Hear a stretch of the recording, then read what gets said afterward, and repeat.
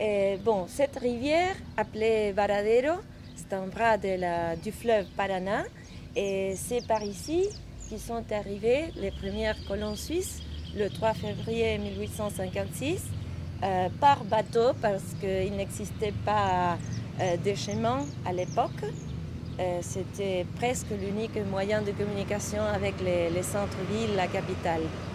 Depuis la Suisse, il leur avait fallu combien de temps pour arriver jusqu'ici? Ils ont voyagé à partir du port d'Anvers pendant 2 mois et quelques.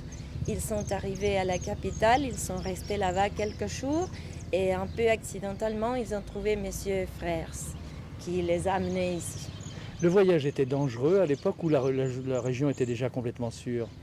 Non, je crois que c'était assez sûr. C'était les problèmes indiens dans cette région, ce n'était pas grave.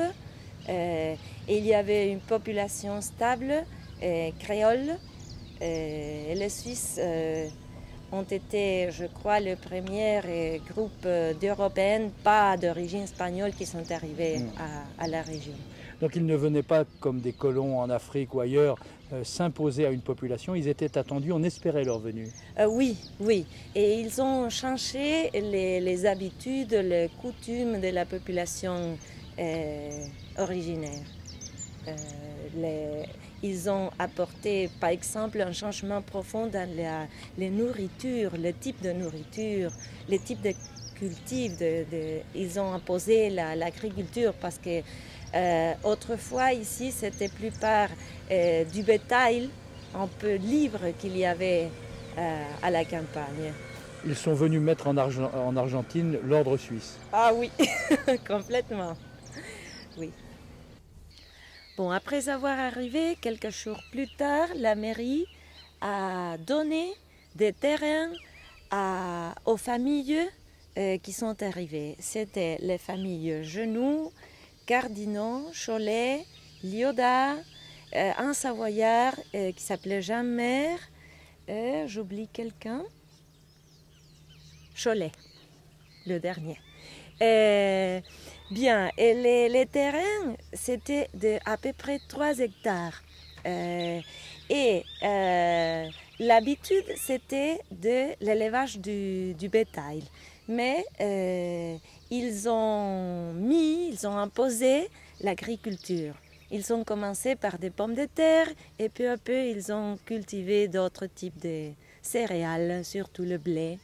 Et la terre était favorable aussi pour l'agriculture? Oui, oui. Surtout pour les Suisses, parce qu'ils étaient habitués à un autre type de terre beaucoup plus difficile que celle-ci, même si ce n'est pas la meilleure terre de la région, cette partie de la ville. Alors chacun va s'installer de son côté ou bien ils vont créer quand même une espèce de petit village? Non, non. Ils aidaient, mais leurs maisons étaient un peu éloignées l'une de l'autre, pas exactement ensemble, mais ils ont pris contact direct avec le village, avec les personnes qui habitaient dans le village pour leur vendre leurs produits, par exemple de ferme.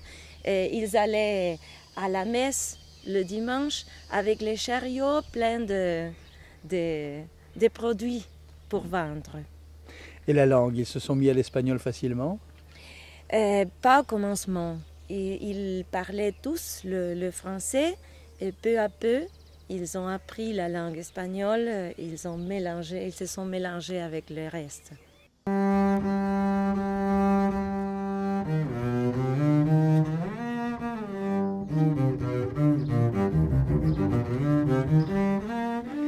Est-ce qu'en fait les Suisses de Varadero sont au cimetière comme ils étaient dans la vie? Oui. On peut voir dans ce type de construction le reflet de leur succès dans la vie. On dit que c'était une tradition typiquement italienne, pas suisse, de faire des constructions si grandes, mais c'est un peu comme ça. C'est la richesse montrée même après la mort. Y en a-t-il tout de même qui ont choisi la discrétion ou même l'anonymat? Oui.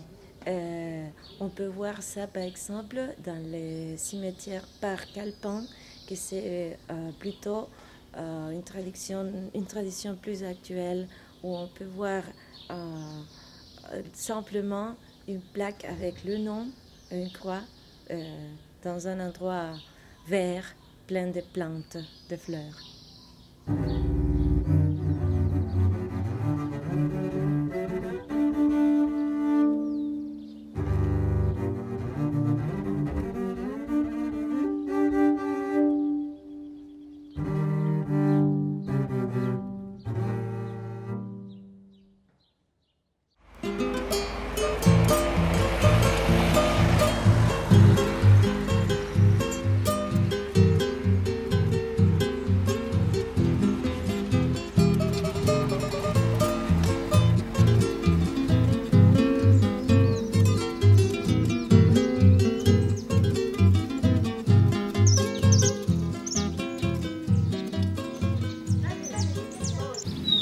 De 1856 fueron los primeros colonos que llegaron a Varadero. José Leodá y su señora. Y 6 hijos, 4 varones y dos mujeres. Que son los antepasados de Cecilia también, los Genú. Cuando ellos llegaron no había nada, ellos tuvieron que hacer todo. Porque el municipio le dio muy poquitas cosas. Así que ellos tuvieron que hacer todo. Desde dar vuelta a la tierra con una pala hasta hacerse su casa, que al principio debe haber sido, pienso yo, un ranchito, porque no es lo que hay ahora. Pero sí, nosotros conservamos las paredes de nuestra casa, son las primitivas, las de allá. En principio fue muy difícil, no había nada, no había herramienta, no había caballo, no había nada para trabajar, todo a pico y pala hasta que pudieron hacer armarse de herramientas, de caballos, de vacunos después. ¿Y hoy? Y hoy seguimos con la misma costumbre, con vacunos, caballos y las mismas herramientas que trabajamos. No, alguna más moderna, pero siempre el mismo trabajo desde siempre, ¿no?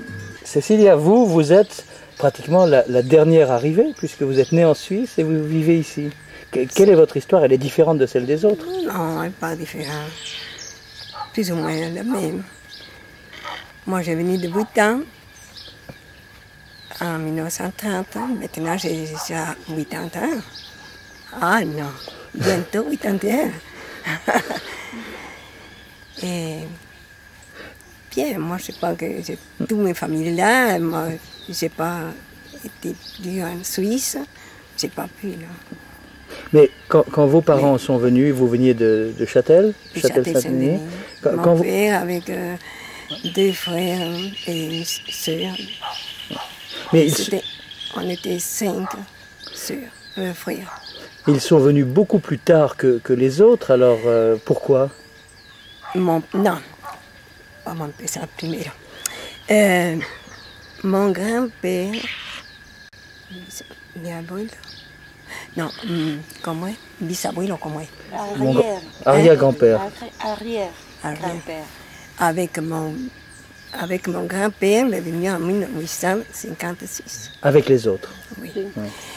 Et mon grand-père, je crois qu'il avait plus ou moins 17 ans, plus ou moins.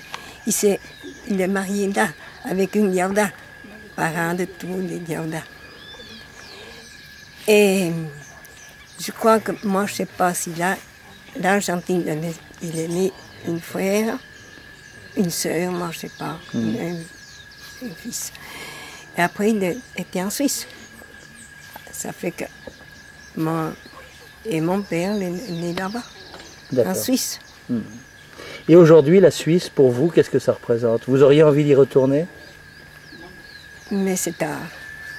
C'est trop tard. Peut-être un peu, mais c'est trop tard. Ça.